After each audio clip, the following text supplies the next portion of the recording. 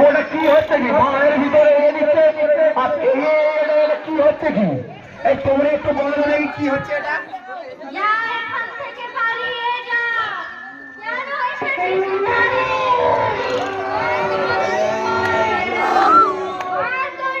এখানে ভূত জ্বালানো হচ্ছে, এখানে ভূত জ্বালানো হচ্ছে।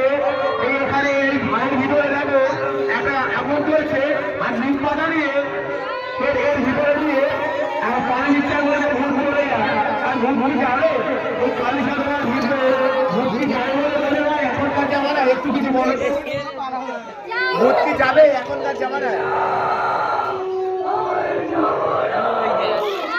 ভূত এখন তো যাবে না বলছে, ভূত এখনো যাবে না বলছে।